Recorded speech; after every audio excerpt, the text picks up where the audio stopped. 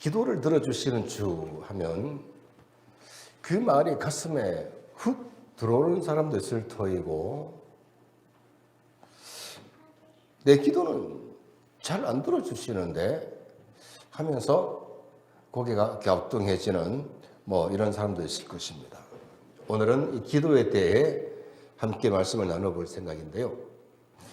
이 기도에 대한 이해를 더 높이는 시간이 되고, 또 삶 속에서 기도가 응답이 되는 이런 역사가 일어나기를 간절히 소원합니다. 건이한테 인사를 안 올렸네. 건이야, 변기, 파워!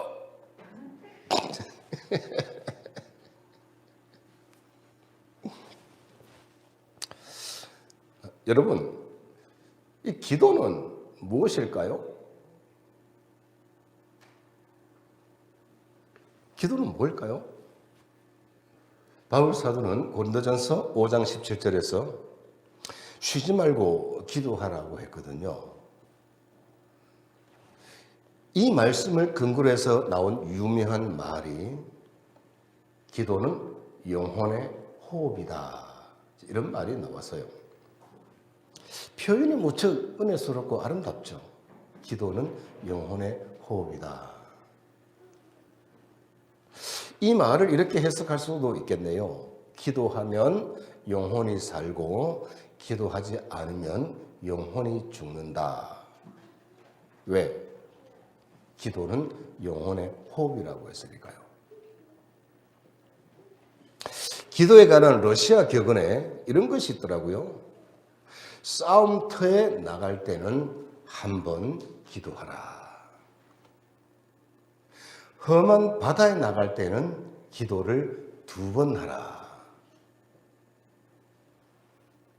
결혼할 때는 3번 하라. 이런 말이 있더라고요. 그러고 보면 이 결혼 생활이라는 거는 전쟁터에 나가 전쟁하는 것보다도 더 힘든 건가 봐요.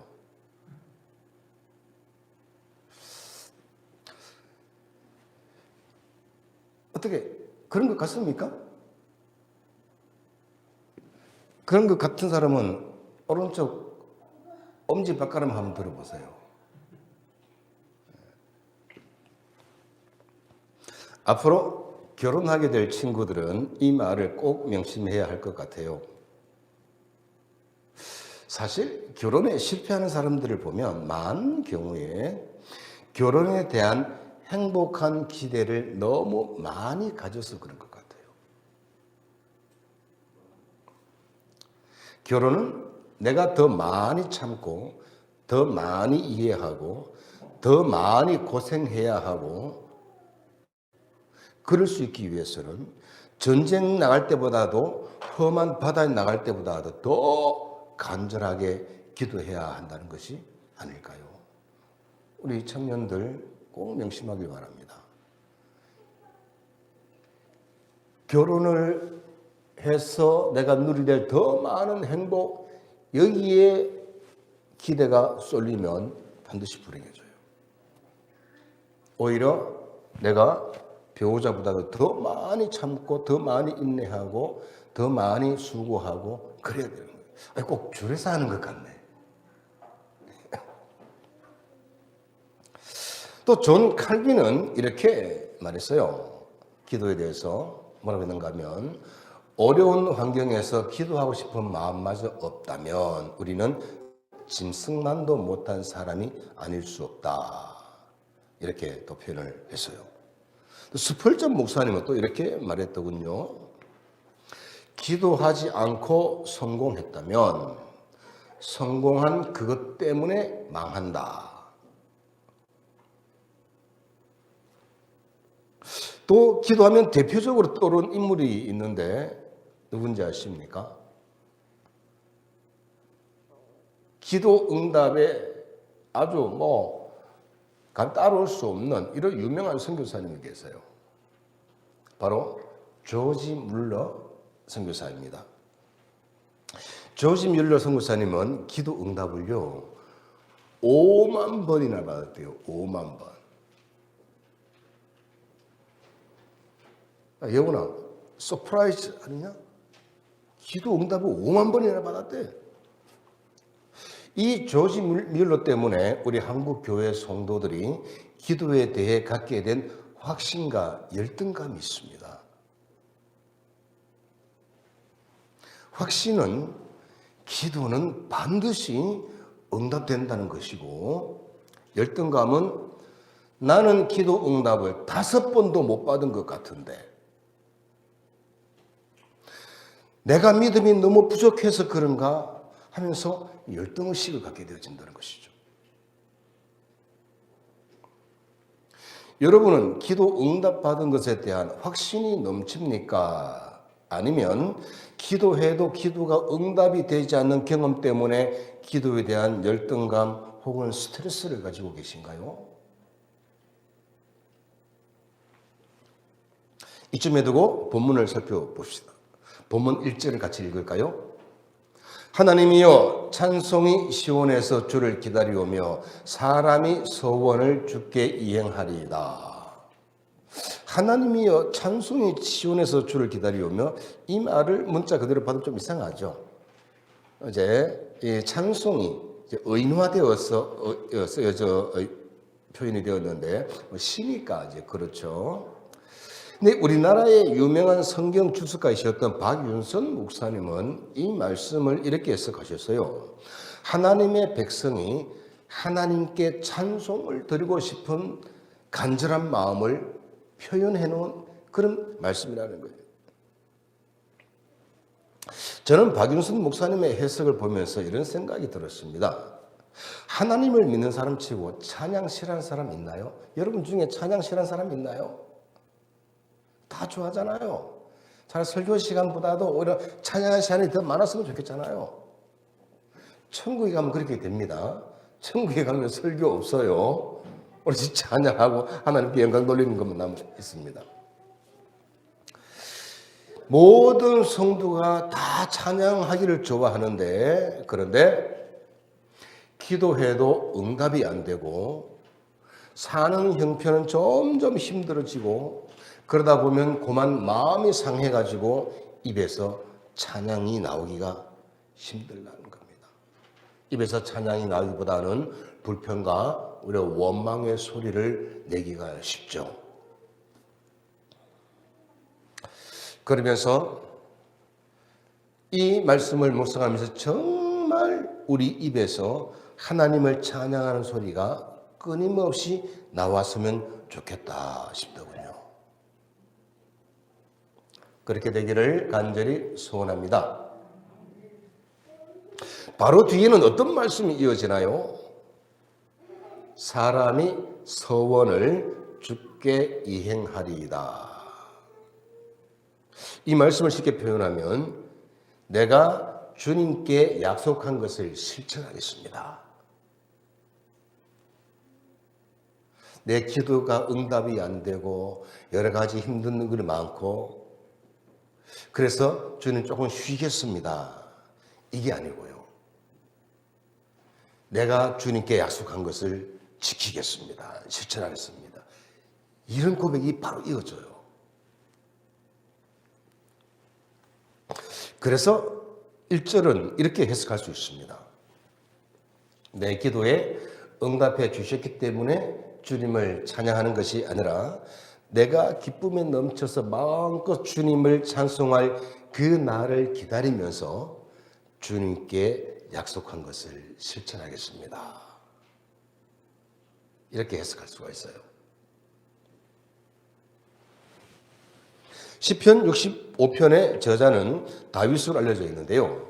시편에 나타난 다윗의 찬송 시들을 보면 크게 두 가지로 이제 분류할 수가 있어요. 기도가 응답이 되지 않는 고통과 고난 속에서 부른 찬송 시들이 있고, 기도가 응답이 되어 기쁨과 감격에 기워 부른 이런 찬송 시들이 있습니다. 모든 신앙인이 그렇게 슬플 때도 기쁠 때도 찬송하고 기도하고 불행할 때도 행복할 때도 찬송하며 기도할 수 있으면 얼마나 좋겠습니까? 우리가 그럴 수 있으면 얼마나 좋겠습니까? 그런데 그게 쉽지가 않잖아요.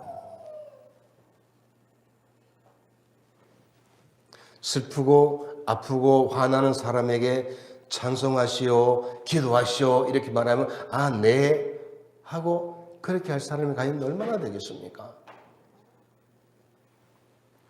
하지만 다윗은 그렇게 했던 사람이거든요. 슬픔을 당해도 고난을 당해도 속에서 화가 치밀어 올라도 그 모든 희노애락의 감정을 찬송시로 표현해냈던 사람이 다윗이에요. 그러니까 우리가 다윗을 위대한 믿음의 조상이라고 하는 거죠. 그러나 저나 여러분은 다윗 왕만큼 위대한 신앙인이 아니라 그냥 평범한 신앙인에 불과하잖아요.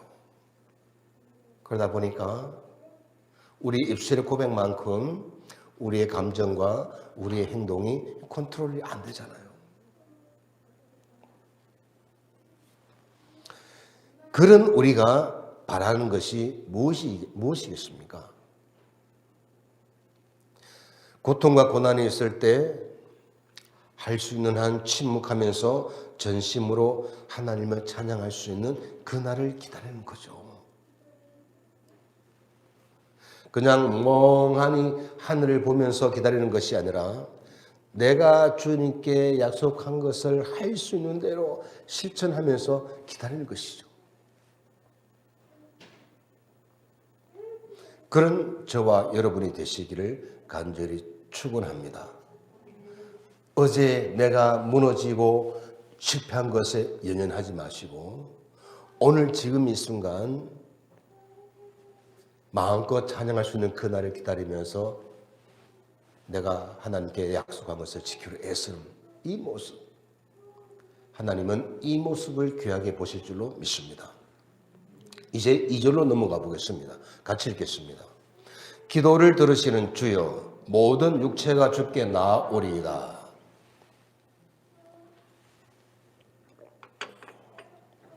주님은 어떤 주님이시라고요?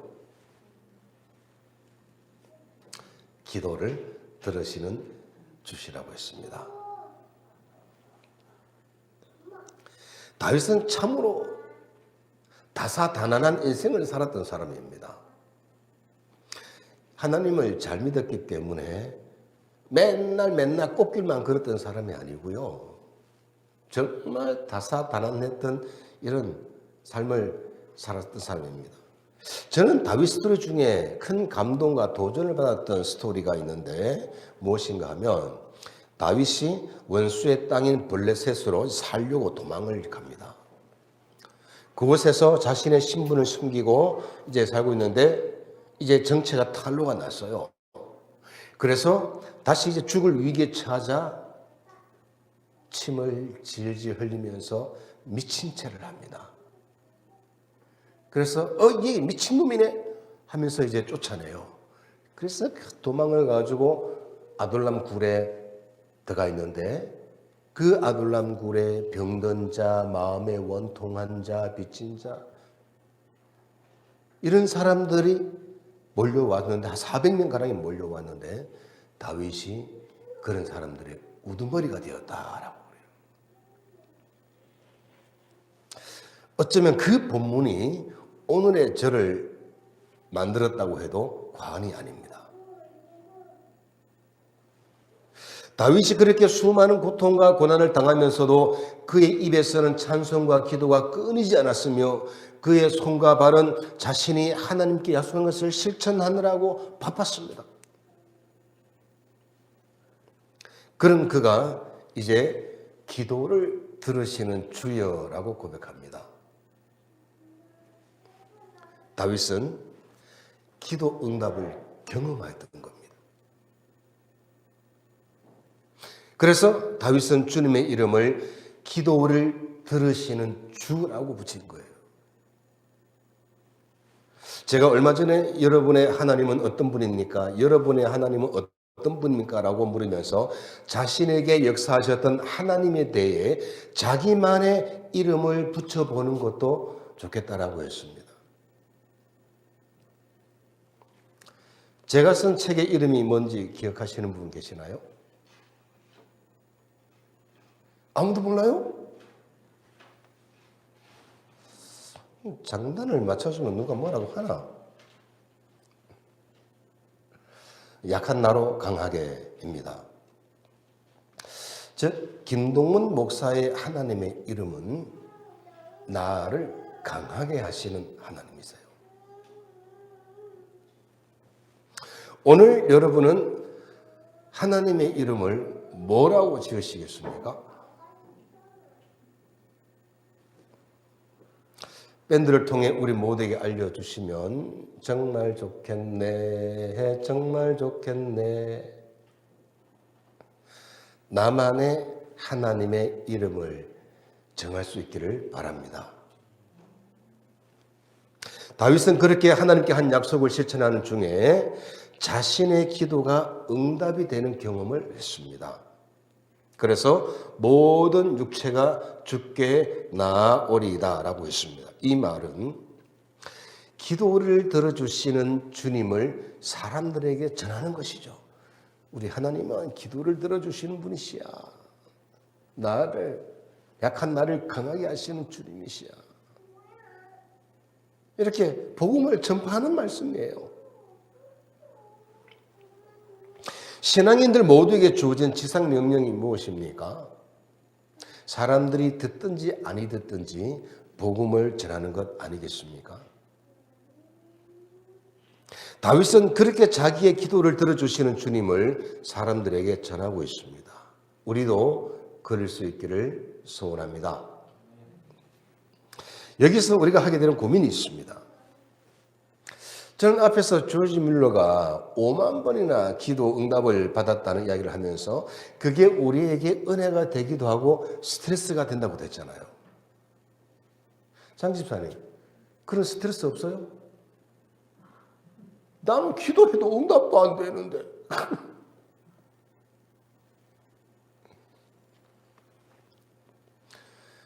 나는 5만 번은커녕 50번도 5번도 응답 못 받았다 이렇게 생각할 수도 있고, 그런 순간 스트레스가 되고 또 열등감을 가지게 될 수도 있는 거예요.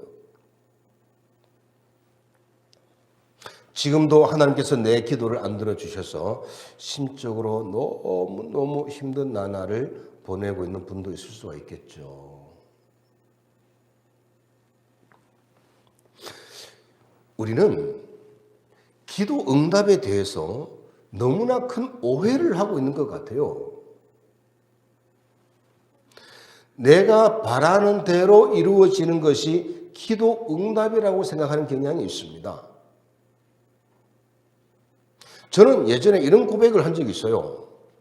예수님을 믿고 나서 내 인생의 가장 어두운 때가 언제였는가 하면, 기도를 잘 들어주시는 하나님께서 내가 교회를 개척하고 죽을 고생을 하면서까지 교회를 지어놨는데 이후부터는 내가 기도해도 안 들어주실 것 같단 말입니다.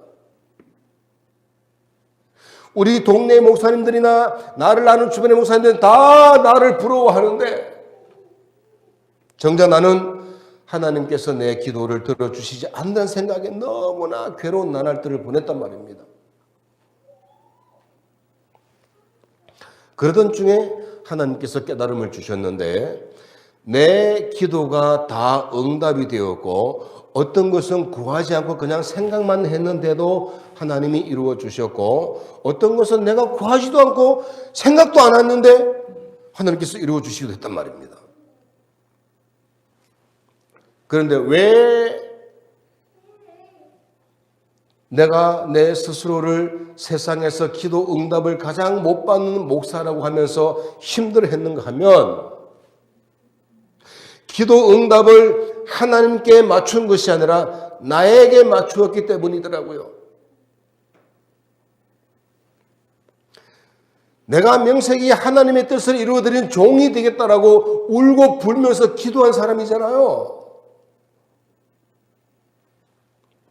그러면서 내가 드리는 기도 역시 하나님의 뜻대로 이루어지는 게, 이게 응답이잖아요. 내 뜻 이루는 목사 되겠다고 소원한 것이 아니고 하나님의 뜻을 이루어 드리는 목사가 됐으면 이렇게 기도했으니까 하나님의 뜻대로 모든 것이 이루어진 그게 기도 응답이잖아요.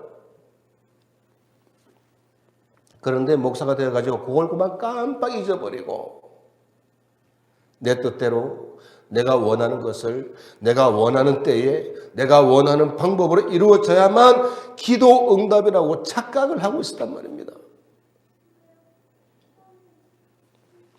착각을 해도 아주 단디 착각을 했던 거죠.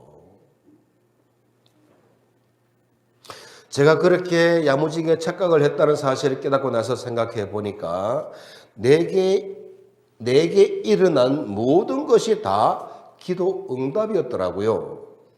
할렐루야. 제가 왜 추수감사주일만 되면 날 구원하신 주 감사랑 찬양을 하겠습니까? 그런 경험이 있어서 그럴 거예요.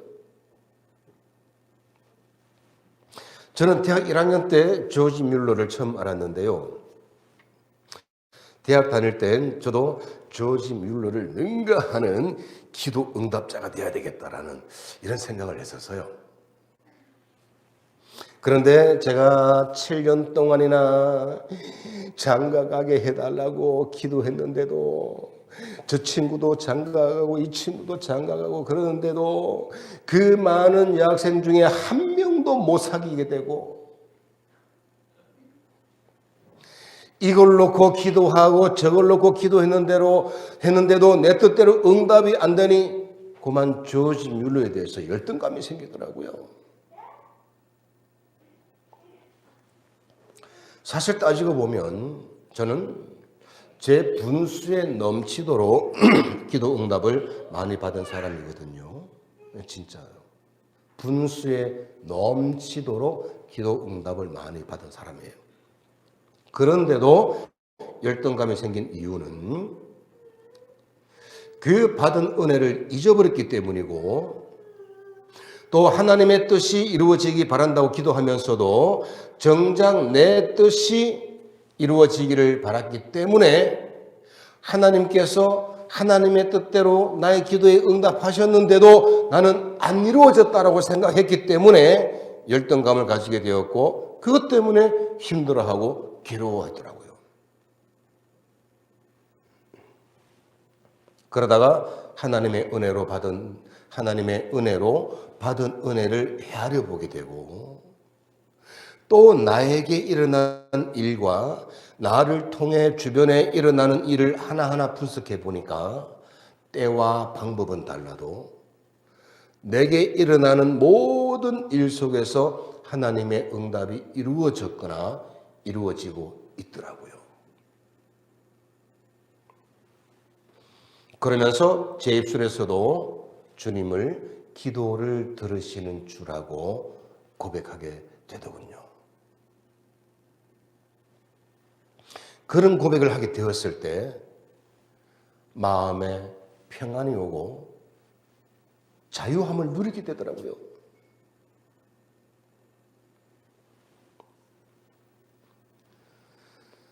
간절히 바라기는 여러분도 다윗처럼 주님을 기도를 들으시는 주라고 고백할 수 있기를 축원합니다. 이제 다윗은 또 하나의 고백을 합니다. 3절에서 죄악이 나를 이겨싸우니 우리의 허물을 주께서 사시리이다. 이 말씀은 연약하고 부족하기 짝이 없는 사람이 험한 세상을 살아가는 중에 죄악을 범하게 되었을지라도 주님을 믿는 믿음을 저버리지 않는 한 주님께서 우리의 죄악과 허물을 사해 주신다는 것입니다.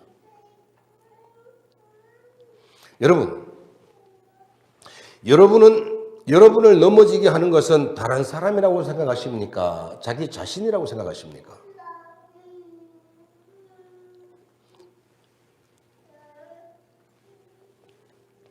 저는 남이 나를 무너지게 하는 것이 아니라 내가 나를 넘어지게 한다고 생각을 해요.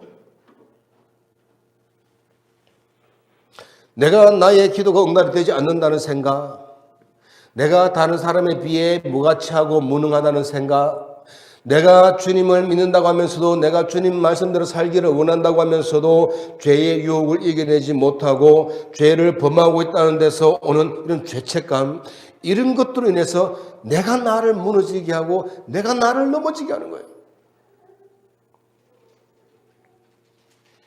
그런데 주님은 그런 나를 사랑하셔서 주님을 믿게 하시고 그 믿음 때문에 나의 죄를 사하시고 나를 구원하시며 주님의 사람으로 사용하여 주시는 것입니다.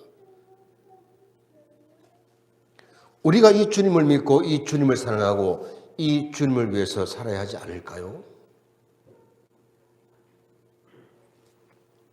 말씀을 맺으면서 본문 4절을 같이 읽겠습니다. 주께서 택하시고 가까이 오게 하사 주의 뜰에 살게 하신 사람은 복이 있나이다. 우리가 주의 집 곧 주의 성전의 아름다움으로 만족하리이다. 2002년도에 봄에 한창 교회를 짓고 있는데 마을 주민 한 분이 저기 등산을 가시다가 건축하는 공사 현장을 한참 동안이나 서서 이렇게 지켜보고 계셨어요. 그래 보시더니 좋다, 참 좋다 그러시더라고요. 그래서 제가 고맙습니다. 제가 이 교회 목사입니다. 했더니 저를 아래 위로 쭉 훑어보시더니만 나는 공사 현장의 일꾼인 줄 알았네요. 목사님이세요? 이제 그러더라고요. 그때 저는 왕년에 철공소, 목공소 다녔던 가다를 살려서 작업복 입고 일을 굉장히 많이 했었어요. 그분이 또 이런 말씀을 하세요. 목사님, 그거 아세요? 사람들은요, 경찰서 들어가는 것보다도 교회 들어가는 걸 더 부담스러워해요. 그런 말씀하시는 거예요. 저는 그 말이 이해가 잘 안 되어서 아니 왜요? 했더니 또 하시는 말씀이 사람이 어디 죄 없는 사람이 있나요? 다 캥기잖아요. 믿는 사람은 믿는 구석이 있으니까 교회 편하게 드나들지만 안 믿는 사람은 교회 들어가려니까 하나님 무서워서 부담스러울 수가 있어요. 캥겨서 들어가기가 꺼려지는 거예요. 그러더라고요. 저는 오늘 설교 제목을 기도를 들으시는 주시라고 정했는데 이 고백을 한다는 게 쉽지가 않죠. 왜? 이 고백을 할 수 있는 사람은 진짜 그 하나님을 경험을 해야 할 수가 있는 거잖아요. 내가 경험하지 못한 것을, 내가 믿지 못하는 것을 믿는다고 고백하고 아멘하고, 그러니까 어릴 때부터 신앙생활 해온 애들은 그것 때문에 힘들어하잖아요. 늘 예배를 들어왔으니까 예배를 드리는데 내가 왜 예배를 드리지? 예수님이 나하고 무슨 상관이지? 이런 확실히 없으니까.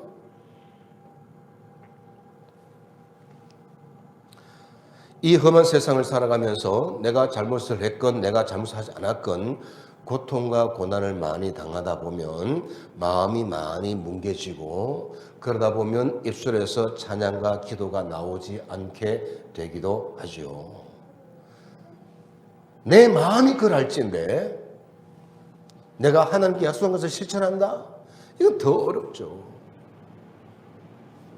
그런데 내 마음 속에 요만큼이라도 남아있는 믿음을 가지고 하나님을 마음껏 찬양할 수 있는 그날을 기다리면서 내가 하나님께 약속한 것을 실천하렵니다 라고 고백하면서 실천하려고 몸부림칠 때 하나님은 분명 우리도 우리의 입술을 통해 기도를 들으시는 주라고 고백하실 줄로 믿습니다.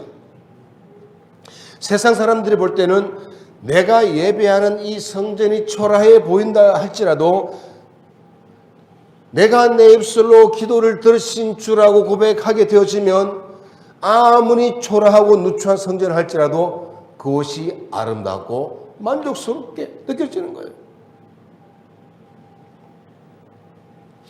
사랑하는 성도 여러분, 여러분의 하나님은 어떤 하나님이십니까? 내 중심 깊은 곳에서 기도를 들으시는 주님이라고 고백할 수 있게 되기를 간절히 축원합니다.